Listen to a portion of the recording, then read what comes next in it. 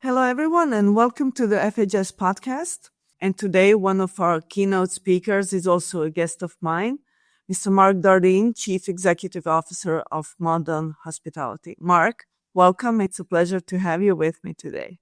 Thank you, Marina. Always a pleasure to be involved with the bench, right? So look forward to our chat. What are Modon is working on now? What are any new exciting projects to be heard about? And anything in the pipeline that you would like to share? Sure.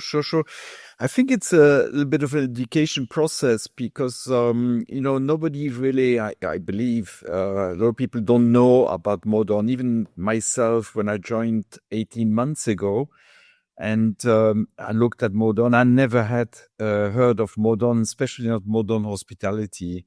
And then I got very interested because it's a real startup within a larger organization. So we created a hospitality vertical 18 months ago on starting it up, right? So we have currently 28 assets that are under operations. And again, people don't know, but we have a beautiful hotel in Reykjavik in Iceland, Edition. We have 2 hotels in London, close to our Excel Center. I just returned this morning actually from Rabat, where we have a beautiful Four Seasons. Here in Abu Dhabi, we have 4 hotels, iconic hotels like Qasr Al Sarab and our Anantara and Sir Banyas, as well as the Aloft and Andas. And we have a joint venture with TMG in Egypt for 11 hotels and 3 hotels under construction, right? So that's already a substantial amount of hotels that we have in our portfolio. And we have taken the decision to start operating ourselves also. So that was a question when I joined. I said to the chairman, our chairman, and our group CEO, it's good to have all these assets, but do we want to operate? And the answer was absolutely yes, we want to. So we started operating the 3 Baba Najum hotels, which are small little resorts here in Abu Dhabi, as of January, very successfully. And we are in pre-opening of our first active lifestyle hotel in February of next year, called Olympia on Hudreyat, where we are the master developer. Going forward, we will have more hotels that we will operate, and we will launch 2 brands, a leisure-oriented brand, but also an ultra-luxury brand. We will not launch it during this event, during the bench. We will do that a little bit later because we want to finalize the flagships of those 2 brands. So very exciting and very hectic, which is obviously all the things that I love. It's amazing pipeline, and it's interesting. I actually wanted to ask whether you will be having your own brands or you will keep the global ones and operate from the asset management perspective. But so, what about the other properties that you own? Do you think that you will eventually operate them, or is just something that will be reconsidered in the future? Yeah, I think the way we look at it, we will do what is best for the asset, right? So we will certainly continue working with brands because we like brands. What happens really, in my opinion, maybe a little controversial, but my opinion is that the big brands, I'm talking about Accor, about Marriott, Intercon, etc., are going towards more distribution and loyalty and brands versus actually managing hotels. So I think that locally, if we have the capabilities, we are in a better position to manage. But obviously, for certain big assets like Aloft, especially urban hotels, we certainly will keep on relying on the big brands, right? And we have some relationship with those brands, so we want to keep these relationships for sure. But also for us, if we are able to operate, we will be much more flexible because we can consider doing franchises, which obviously the big brands are very open to. Or if we feel that our brand will bring the best value for the asset, we will put on our brand. But also we will be able to do, franchises with, for example, a luxury lifestyle brand or a fashion brand. Like in the past, my past life, I did that with Armani, and we're currently in discussions to do that exactly again with a different brand. And in terms of locations, I mean, what you mentioned is very different from Reykjavik to the Middle East. So, where are you looking to expand in the future? Are those specific locations, or you're just looking for a really good opportunity?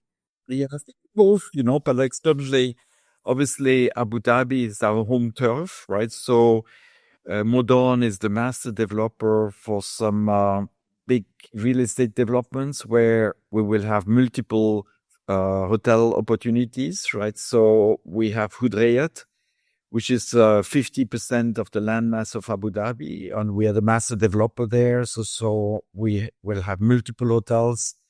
One hotel we will operate ourselves. We're in discussions with some brands to operate.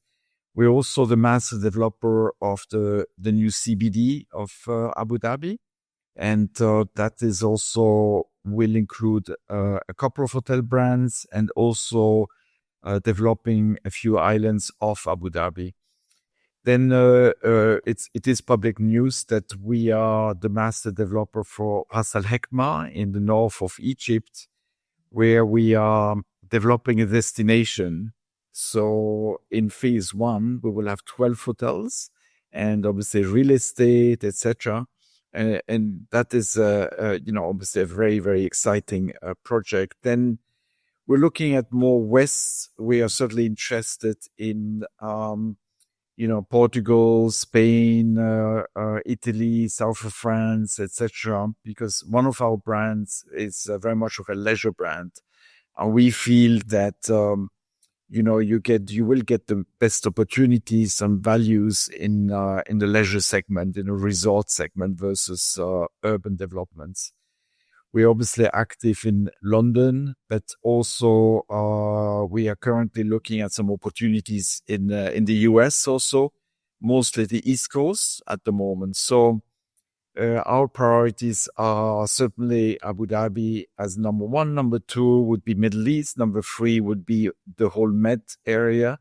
And number four would be the US East Coast. Marc, now you said that your main interest is in Abu Dhabi and UAE. So how do you see this hospitality market in that region? What has happened recently? How do you see that progressing in the next, let's say, 24 months? What changes do you see that are happening?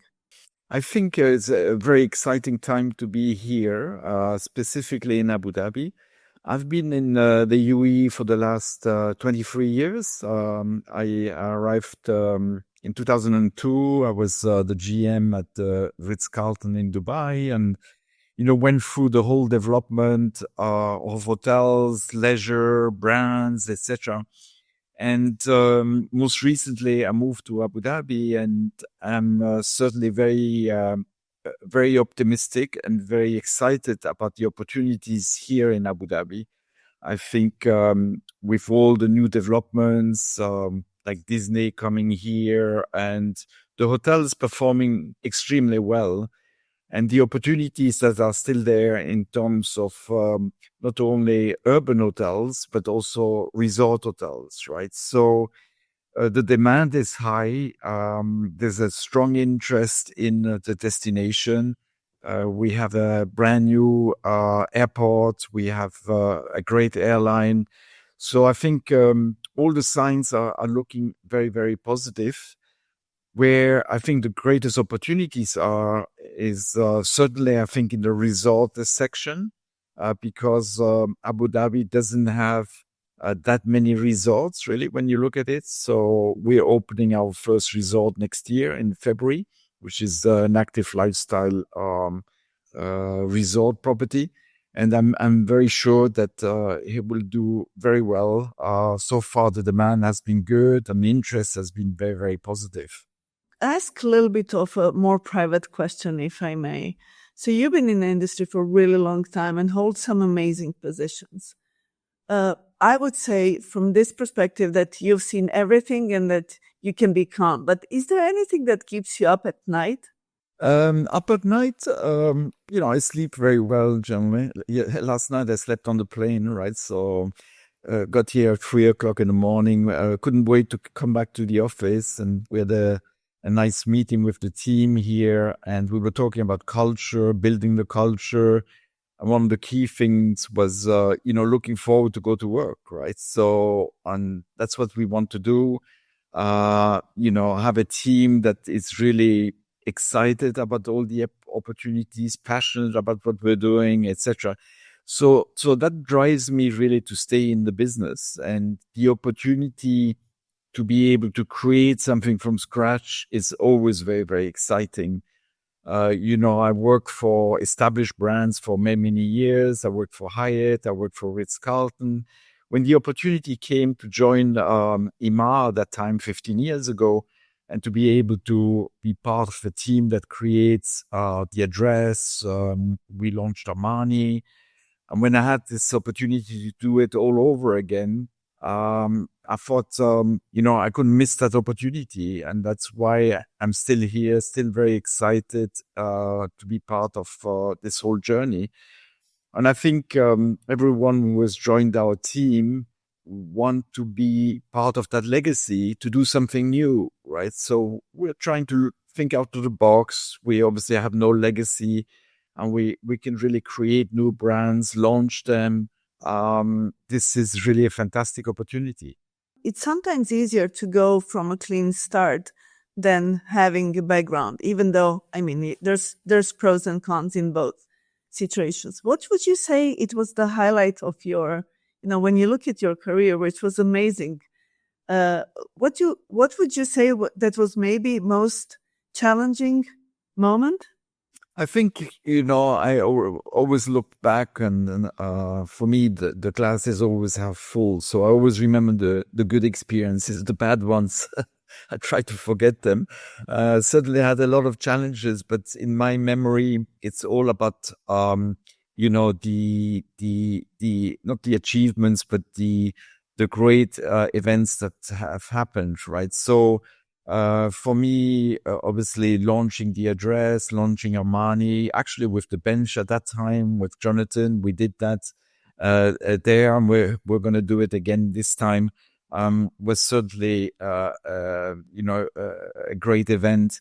I think every time to create something totally new from scratch is really such a great journey, right? So another brand that I did in Asia with the Cree family, Patina, took a little bit of time to get off the ground, but it's now has 2 or 3 hotels. So it's a nice thing to see.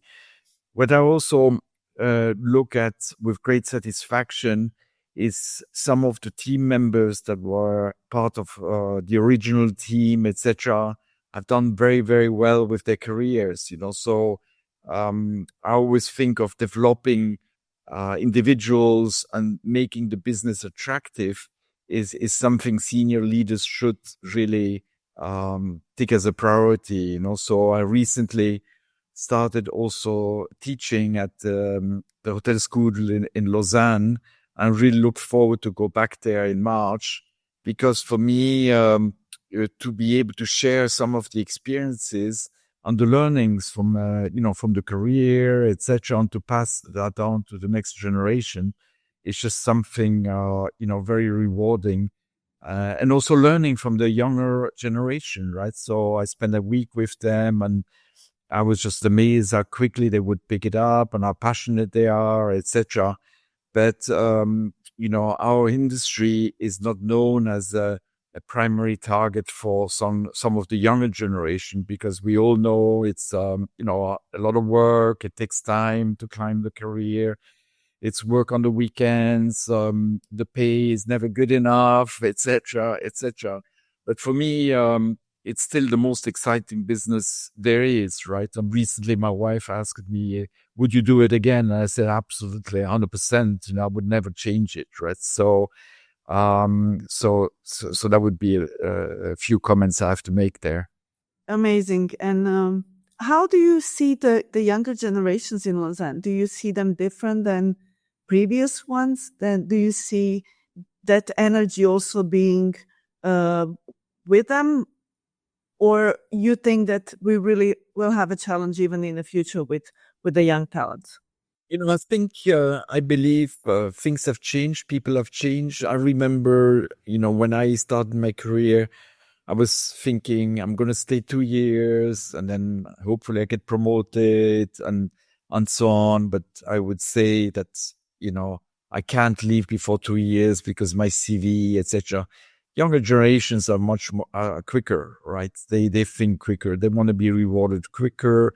They want to be part of the organization. They ask more questions, etc. And I think it's not them changing, is us changing. We need to change the way we operate and the way we think, right? So I'll give you an example, purpose, right? So on greenwashing, if we as an organization, greenwash and hire these young people, they say, okay, you told me that you want to look after the environment, but you're not walking the talk. I'm not going to stay with you and I'm leaving. That's it. They're much more outspoken. Certainly, one thing's quicker, and we have to just adapt to it, right? There's no use to cry about it. We as an organization, and we as the hotel business, have to think out of the box and be able to attract these young people, make it again attractive for them, and try to retain them and make the business really exciting for them to come and join us. And now, since I just have two more questions. So I'll go back a little bit to your investments and the brand that you said that you're going to launch. So what's going to be different in the market from all the other brands that, we have brands coming up very often. So what new are you? I mean, I'm sure that there's so many ideas that you have, but what new can we expect in those brands? What are you going to be delivering new to the industry? Right. So obviously I can't tell you because I have not launched them, but I can tell you a little bit about the process. The process is certainly to find a white space in the market. Now, these white spaces are getting shorter and smaller and smaller. I remember going through the same exercise 15 years ago when we did the address. I don't know if you were in Dubai 15 years ago, but only very established brands were there. There was a Ritz-Carlton, there was a Hilton, there was a Sheraton, etc. Emirates Towers, very, I would call them traditional brands. And when we launched the address, we said, look, where's that white space? That white space was in what we call today the lifestyle segment, right? Music in the lobby, food and beverage, a different service style, etc., etc. And that's what we did to great success, I must say. When we opened our first hotel, there was 100% adaptation to the brand, etc.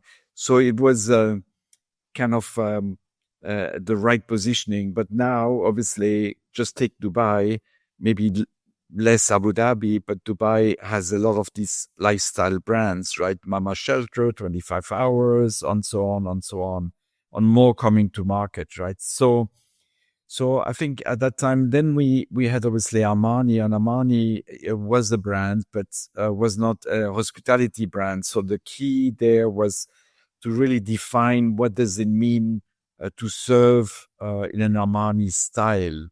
What does it mean? What's the service delivery? What's the atmosphere and so on of Armani?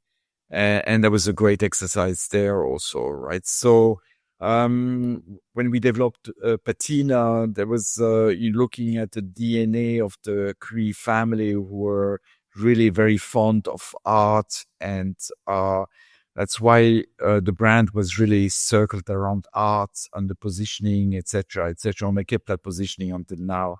So our two new brands are certainly very curated.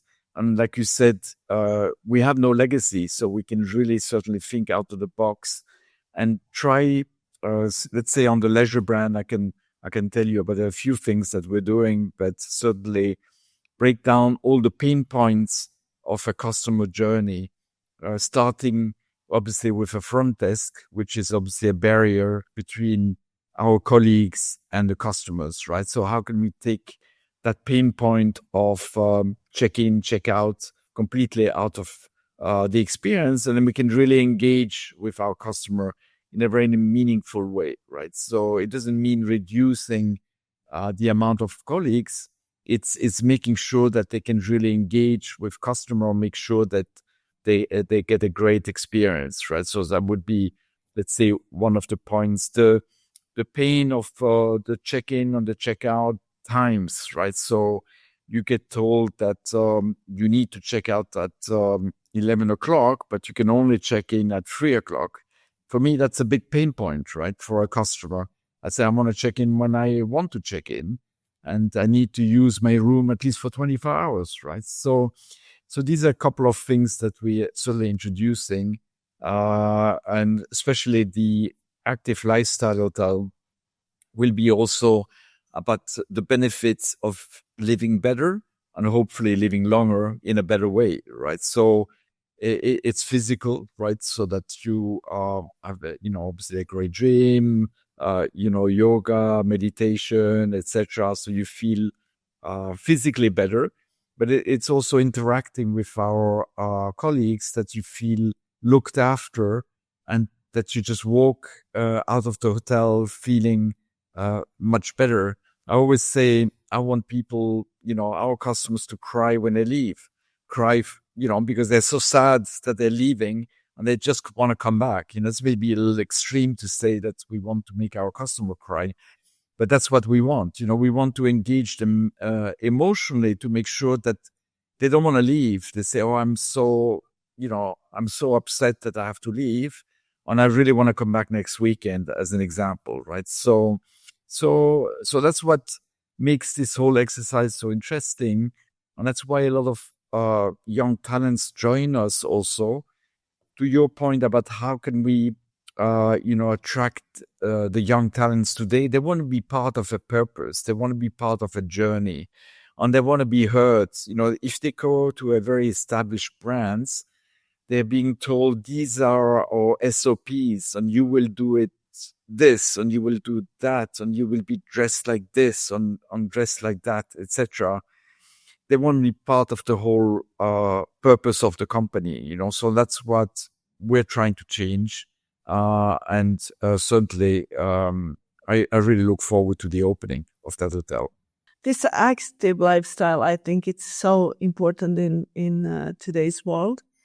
We all live so fast lives, and I think that short period when we actually have time to relax and enjoy, it really needs to be done in the proper way.